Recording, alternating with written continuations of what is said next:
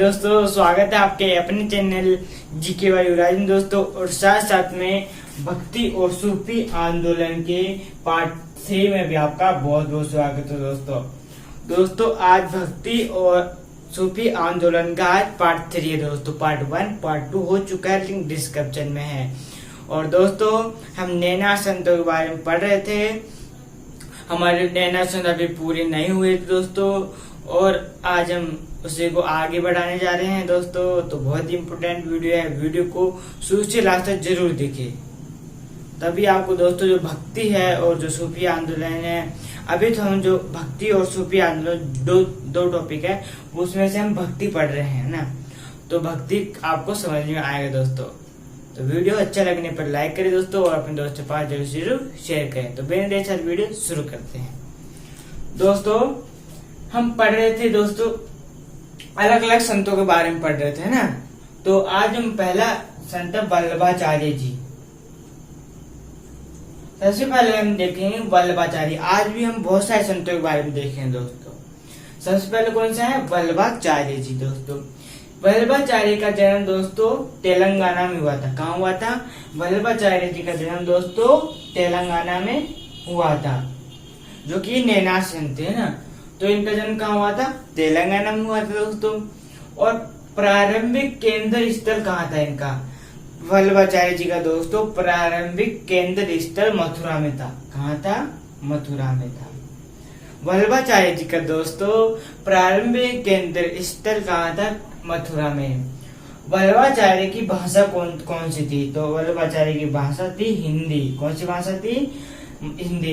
उन्होंने जितने भी ग्रंथ लिखे दोस्तों, वो सभी हिंदी भाषा में लिखे थे। तो इनकी भाषा कौन सी है? इनकी वल्लभाचार्य जी की भाषा है हिंदी दोस्तों। अब है वल्लभाचार्य किसके उपासक थे? तो दोस्तों जो वल्लभाचार्य जी है दोस्तों, वह कृष्ण के बाल स्वरूप के उपासक थे। मतलब कि दोस्तों कृष्ण जी का जो बाल रूप है उसके उपासक थे।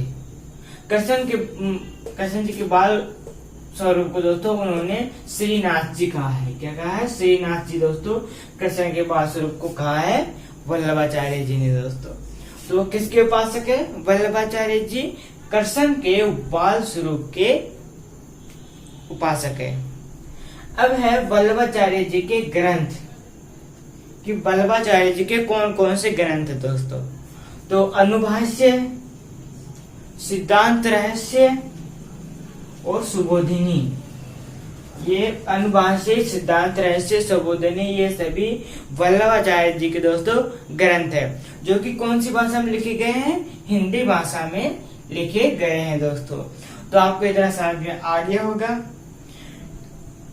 कि इनका जन्म तेलंगाना हुआ था, भाषा हिंदी थी, उपासक कृष्ण के बाल स्वरूप के थे, और इनका ग्रंथ था अनुभाष्य, सिद्धांत रहस्य और सुबोधिनी। अब अष्टचाप।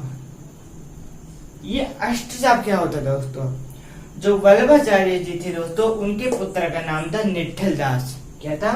निट्ठल दास दोस्तों वल्लभाचार्य जी के पुत्र का नाम था। वल्लभाचार्य जी के भी 4 शिष्य थे, और निट्ठल दास के भी 4 शिष्य थे दोस्तों। तो वल्लभाचार्य के जो 4 शिष्य हैं और जो निट्ठल दास के 4 शिष्य हैं, उन 4 शिष्यों को मिलाकर 8 शिष्य बनते हैं दोस्तों। तो उन्हें हम क्या कहते हैं? उन्हें हम दोस्तों अष्टचाप कहते हैं। वल्लभाचार्य जी के शिष्य थे कुंभनदास, कृष्णदास, सूरदास और परमानंद।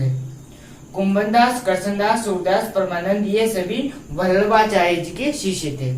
जबकि निट्ठल दास के शिष्य थे गोविंददास, नंददास, चीत स्वामी और चतुर्भुज। गोविंददास, नंददास, चीत स्वामी, चतुर्भुज, ये सभी क्या थे? ये सभी दोस्तों निट्ठल दास के शिष्य थे। तो इन चार और इसमें 4 ले लेंगे, दोनों पिता पुत्र के दोनों शिष्यों को मिलाकर 8 शिष्य बनते हैं दोस्तों।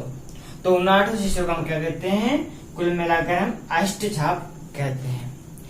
अब दोस्तों जो वल्लभाचार्य जी थे, ये विजयनगर साम्राज्य के जो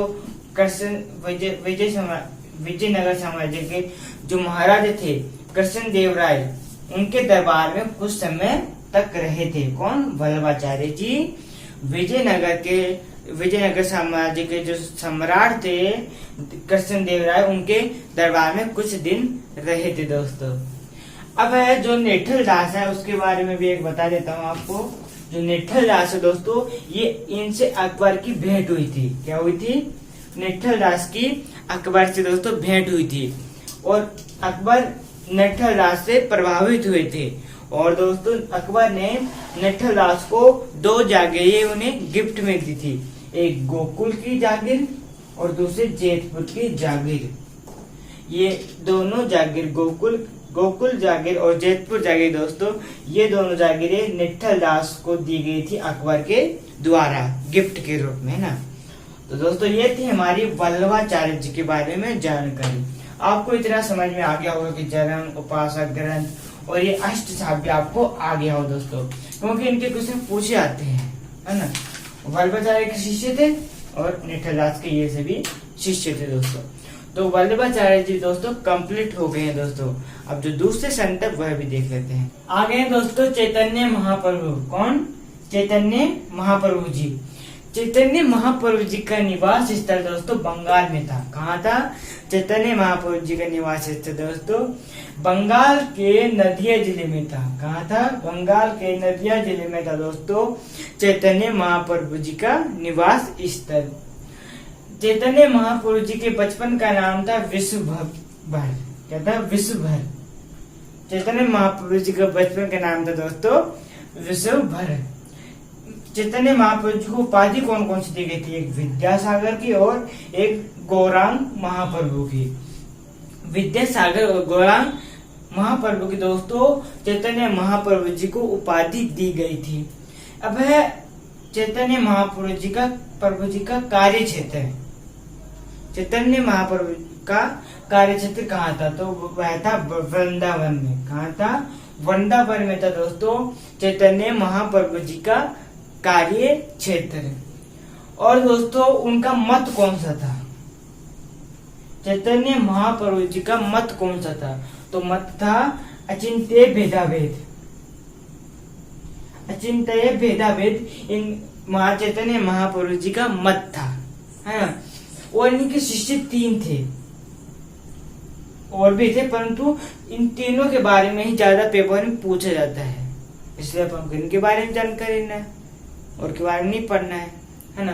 तो पहले थे हरिदास। चैतन्य महाप्रभु जी के पहले शिष्य थे हरिदास, जो कि ये मुसलमान जाति के थे। कौन सी जाति के थे? मुसलमान जाति के थे दोस्तों हरिदास। और हरिदास ने दोस्तों हरिदासी संप्रदाय की स्थापना की थी। कौन संप्रदाय की? हरिदासी संप्रदाय की स्थापना की थी हरिदास दोस्तों, जो कि चैतन्य महाप्रभु जी के शिष्य थे। हरिदासी संप्रदाय की स्थापना की थी दोस्तों। दूसरा है वृंदावन दास। कौन? वृंदावन दास। तो वृंदावन दास ने चैतन्य भागवत एक बुक लिखी थी। कौन सी बुक लिखी थी? चैतन्य भागवत नाम की एक बुक लिखी थी दोस्तों वृंदावन दास ने, चैतन्य भागवत की। तीसरे शिष्य है कृष्णदास। कृष्णदास ने दोस्तों चैतन्य चरितामृत एक पुस्तक लिखी थी। इन्होंने भी पुस्तक लिखी थी, कौन सी नाम की? चैतन्य चरितामृत नाम की बुक लिखी थी दोस्तों कृष्णदास ने, जो कि ये चैतन्य महाप्रभु जी के शिष्य थे। और एक बात हो दोस्तों, चैतन्य महाप्रभु जी प्रताप रुद्र देव दोस्तों, जो कि उड़ीसा शासक थे, उनसे भी इन्होंने भेंट की थी दोस्तों। तो दोस्तों ये थी हमारी चैतन्य महाप्रभु जी के बारे में जानकारी दोस्तों। इनका निवास स्थल बंगाल में है, बंगाल में था। बचपन का नाम विश्वभर था। उपाधि विद्यासागर गौरांग महाप्रभु को दी गई थी। कार्य क्षेत्र इनका वृंदावन में था। और प्रताप रुद्रदेव दोस्तों, जो कि उड़ीसा शासक थे, इन्होंने उनसे भेंट की थी। और इनका मत था अचिंत्य भेदाभेद। और इनके शिष्य थे हरिदास दोस्तों, जो कि मुसलमान थे। दूसरे थे वृंदावन दास और तीसरे थे कृष्णदास। तो दोस्तों जो चैतन्य महाप्रभु जी के बारे में जानकारी थी वो मैंने आपको लगभग बता दिया हूँ दोस्तों। तो अब दोस्तों जो तीसरे संत वह भी देख लेते हैं। अब है दोस्तों दादू दयाल जी। दादू दयाल जी का जन्म दोस्तों अहमदाबाद गुजरात में हुआ था। कहाँ हुआ था? दादू दयाल जी का जन्म दोस्तों अहमदाबाद गुजरात में हुआ था। और दादू दयाल जी के संप्रदाय का नाम था निपख। क्या था? निपख दादू दयाल जी के संप्रदाय का नाम था और इनका जन्म अहमदाबाद गुजरात में हुआ था दोस्तों। और दादू दयाल जी की भक्ति निर्गुण थी। क्या थी? दादू दयाल जी की जो भक्ति थी दोस्तों वह निर्गुण थी। क्या थी? निर्गुण। दादू दयाल जी ऐसे प्रथम संत थे दोस्तों जिनके अकबर शिष्य थे। क्या थे? दादू दयाल जी ऐसे 5 नंबर के संत थे दोस्तों जिनके जो शिष्य थे वह थे अकबर। अब है इन्हें राजस्थान का कबीर कहते हैं दोस्तों। दादू दयाल जी को राजस्थान का कबीर कहते हैं। आपसे क्वेश्चन पूछा जाएगा दोस्तों कि राजस्थान का कबीर किसे कहते हैं, तो दोस्तों आप आंसर क्या होगा उसको? दादू दयाल जी। तो दादू दयाल जी को राजस्थान का कबीर कहते हैं दोस्तों। दादू दयाल जी के पुत्र थे गरीबदास और मिस्किन दास। कौन कौन से पुत्र थे? गरीबदास और मिस्किन दास दोस्तों ये दोनों दादू दयाल जी के पुत्र थे। और जो गरीबदास थे ये इन्होंने पंथ संभाला था। क्या संभाला था? बाद में चलो दोस्तों इन्होंने पंथ संभाला था गरीबदास ने। तो दोस्तों आपको समझ में आ गया होगा इतना।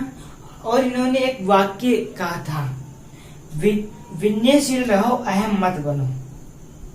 क्या वाक्य बोला था? कि विनयशील रहो और अहम मत बनो। तो दोस्तों आपको इतना समझ में आ गया होगा कि दादू दयाल जी का जन्म कहाँ हुआ था? अहमदाबाद गुजरात में। दादू दयाल जी के संप्रदाय का नाम क्या था? निपख। इनकी भक्ति कौन सी थी? निर्गुण दोस्तों। और इनके प्रथम संत थे जो कि अकबर शिष्य थे इनके। और राजस्थान का इन्हें कबीर कहते हैं। और इनके पुत्र का नाम था गरीबदास और मिस्किन दास। और इन्हें बात के कहा था विनय से रहो अहम मत बनो। अब है दादू दयाल जी के शिष्य। दादू दयाल जी के शिष्य 152 थे। क्या थे? दादू दयाल जी के जो शिष्य थे वह 152 थे। 152 में जो 52 शिष्य थे दोस्तों, 152 में जो 52 शिष्य थे दोस्तों वह विशेष शिष्य थे, मतलब कि प्रमुख शिष्य थे दादू दयाल जी के। तो दोस्तों आपको समझ में आ गया कि दादू दयाल जी के जो प्रमुख शिष्य थे 152 में से 52 शिष्य 100 प्रमुख थे। और 52 शिष्य जो थे प्रमुख उन्हें हम 52 स्तंभ कहते हैं। क्या कहते हैं? उन्हें हम दोस्तों 52 स्तंभ कहते हैं। और पहले शिष्य थोड़े मैं बता देता हूँ क्या नाम। रज्जब जी, वाजिद जी, सुंदरदास जी, बख्तर जी, ये सभी भी दादू दयाल जी के शिष्य थे। और जो रज्जब जी थे ये आजीवन दूल्हे के वेश में थे। आजीवन दूल्हे के वेश में रहे दोस्तों रज्जब जी, जो कि ये दादू दयाल जी के शिष्य थे। तो दोस्तों आपको इतने बारे में समझ में आ गया होगा। और एक बात और, अकबर भी इनसे प्रभावित हुए थे दोस्तों। क्या हुए थे? जो अकबर थे वह भी दोस्तों दादू दयाल जी से प्रभावित हुए थे। और अकबर ने गो हत्या पर प्रतिबंध लगा दिया था। गो हत्या पर रोक लगा दी थी। क्यों? क्योंकि वह दादू दयाल जी से प्रभावित हो गए थे। दोस्तों आपको इतना समझ में आ गया होगा कि इनके शिष्य 152 थे। इसमें से 52 शिष्य प्रमुख थे जिन्हें 52 स्तंभ कहते हैं। रज्जब जी, वाजिद जी, सुंदरदास जी, बख्तर जी प्रमुख है। और अकबर भी इन्हें प्रभावित हुए थे और गो हत्या पर इन्होंने प्रतिबंध लगाया था। तो दोस्तों ये थी हमारी दादू दयाल के बारे में जानकारी।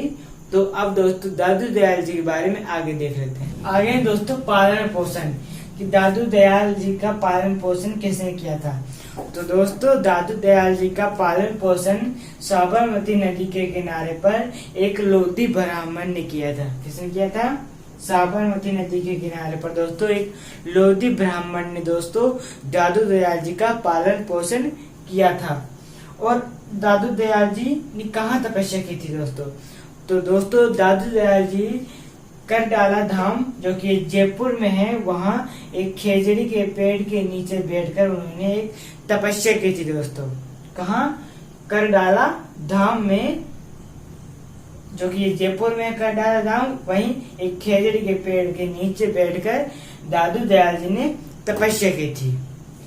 आगे दोस्तों दादू दयाल जी का केंद्र, तो दादू दयाल जी का केंद्र था नरेना, जो कि ये भी जयपुर में है। और नरेना को दोस्तों ब्रह्म धाम भी कह सकते हैं, नरेना को ब्रह्म धाम भी कहते हैं। और ये कहा था, ये नरेना ये दादू दयाल जी का केंद्र था। आगे दोस्तों दादू दयाल जी ने सांभर में 1574 ईस्वी में दादू पंथ की स्थापना की थी। किसका स्थापना की थी?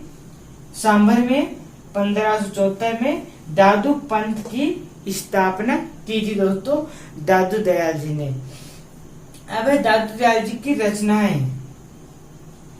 दादू दयाल जी की कौन कौन सी रचनाएं थी? तो अलग स्तुति प्रकाश और दोस्तों दादूरी वाणी, ये दोनों दादू दयाल जी की रचनाएं हैं। और अब है दादू पंथ। हमने देखा दोस्तों कि सांभर में 1574 में दादू पंथ की स्थापना की थी दोस्तों दादू दयाल जी ने। तो और दादू पंथ की 5 शाखा है। क्या है दोस्तों? दादू पंथ की दोस्तों 5 शाखा है। पहली उत्तरोध, दूसरी खालसा, तीसरी खाकी, चौथी नागा और 5वीं विरक्त। ये सभी 5 शाखा है दोस्तों दादू पंथ की, आपको याद रहना जरूरी है। और दादू पंथ की जो मृत्यु है वह भराना पहाड़ी पर हुई थी। कहाँ हुई थी? भराना पहाड़ी पर दोस्तों दादू दयाल जी की मृत्यु हो गई थी, मतलब कि उनका देहांत हो गया था दोस्तों। तो दोस्तों दादू दयाल जी का पालन पोषण किसने किया था? लोधे ब्राह्मण ने। तपस्या कहाँ की थी? खेजड़ी पेड़ के नीचे करडाला धाम में। केंद्र इनका नरेना था। सांभर में 1574 में दादू पंथ की स्थापना की थी।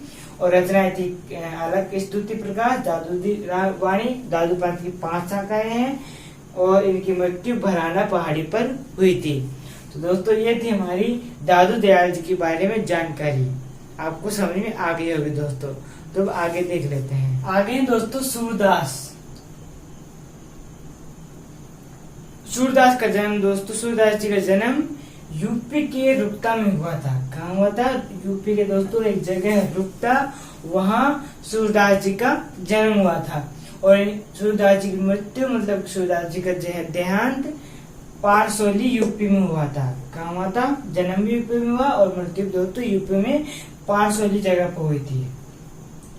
तो दोस्तों आपको समझ में आ गया होगा, सूरदास का जन्म यूपी में और मृत्यु दोस्तों यूपी में ही हुई थी। अब है सूरदास जी की पुस्तकें। पहली पुस्तक का नाम है सूरसागर। सूरसागर में दोस्तों 1.25 लाख पद संग्रहित है। क्या दोस्तों? जो सूरदास की जो पहली पुस्तक है सूरसागर, उसमें 1.25 लाख पद संग्रहित है। और जो दूसरी साहित्य लहरी, दूसरी पुस्तक है साहित्य लहरी, इसमें सूर्यवंश का वर्णन किया गया है। क्या गया है?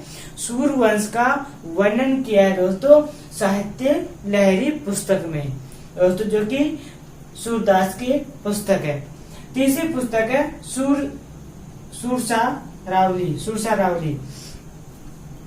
ये भी सूरदास की पुस्तक है। तो 3 पुस्तकें हैं, सूरसागर, साहित्य लहरी, सुरसा रावली। तो समझ में आ गया कि इनकी पुस्तकें कौन कौन सी हैं। अब है दोस्तों अबुल फजूल के अनुसार ये अकबर के दरबारी कवि थे। क्या थे दोस्तों? अकबर के दरबारी कवि थे अबुल फजूल। सूरदास अबुल फजूल के अनुसार है ये। अबुल फजूल कहते हैं कि ये अकबर के दरबारी कवि थे। अब है सूरदास की भक्ति। तो सूरदास कृष्ण के भक्त थे। किसकी भक्ति करते थे? कृष्ण के भक्त थे दोस्तों सूरदास। और वह सगुण भक्ति पर विश्वास करते थे। सगुण थे, मतलब कि भक्ति सगुण करते थे दोस्तों। तो समझ में आ गया कि कृष्ण की भक्ति करते थे। अब है ये कवियों में सर्वोपरि थे। सूरदास दोस्तों कवियों में सर्वोपरि थे और ब्रज भाषा के श्रेष्ठ कवि थे। कौन सी भाषा के? ब्रज भाषा के श्रेष्ठ कवि थे सूरदास जी। और हिंदी साहित्य के सूर्य, हिंदी साहित्य का सूर्य कहते हैं दोस्तों सूरदास जी को। और पुष्टि मार्ग का जहाज भी कहते हैं। क्या कहते हैं? पुष्टि मार्ग का जहाज भी दोस्तों सूरदास जी को ही कहते हैं। और ये सूरदास जी वल्लभाचार्य के शिष्य थे। किसके शिष्य थे? वल्लभाचार्य जी के शिष्य थे दोस्तों सूरदास जी।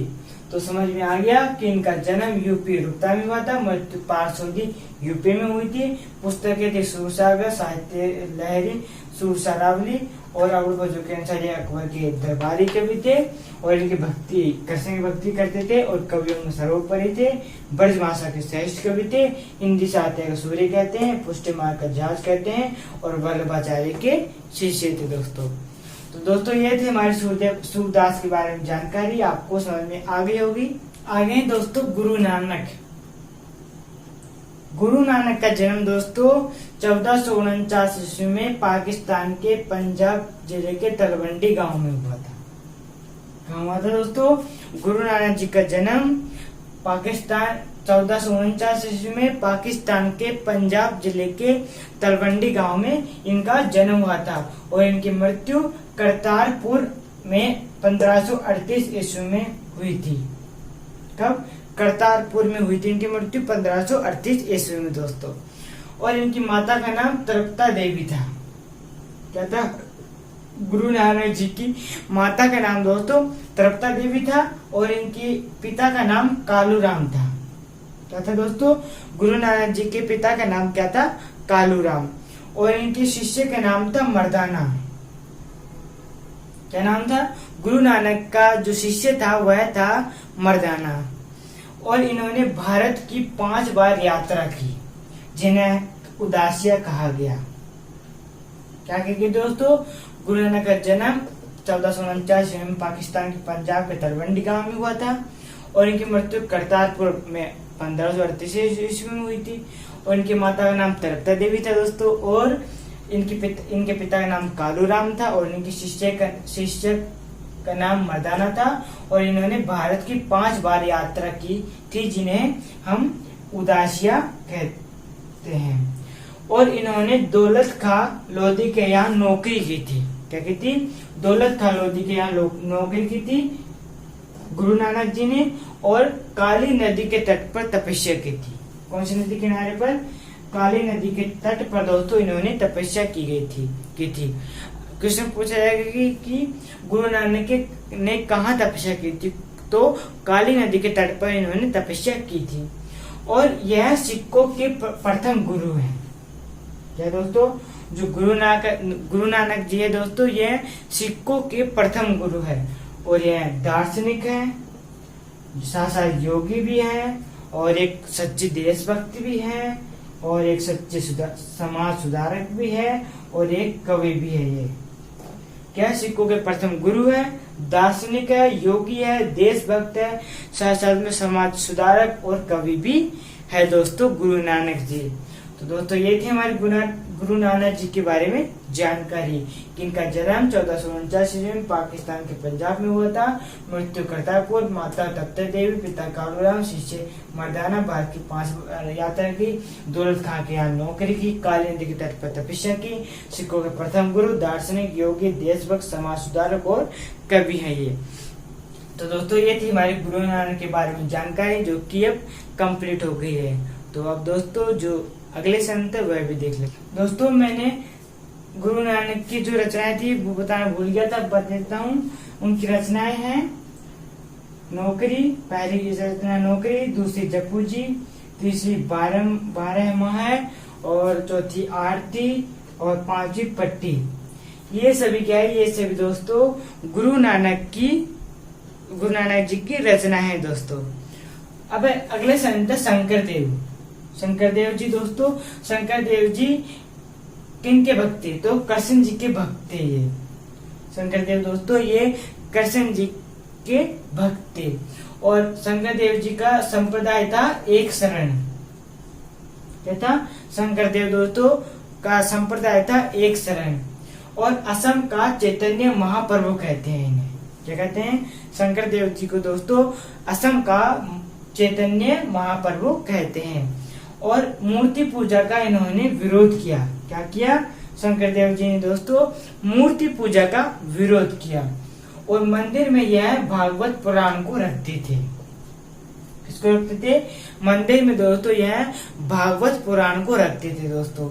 और इन्होंने देवताओं की सहयोगिनियों को स्वीकार नहीं किया था। तो ये थी हमारी शंकर देव जी के बारे में जानकारी कि भाई कृष्ण के भक्त थे, इनका संप्रदाय था एक शरण, असंग चैतन्य महाप्रभु कहते थे, मूर्ति पूजा का विरोध किया, मंदिर में भागवत पुराण को रखते थे और इन्होंने देवताओं की सहयोगिनियों को स्वीकार नहीं किया था।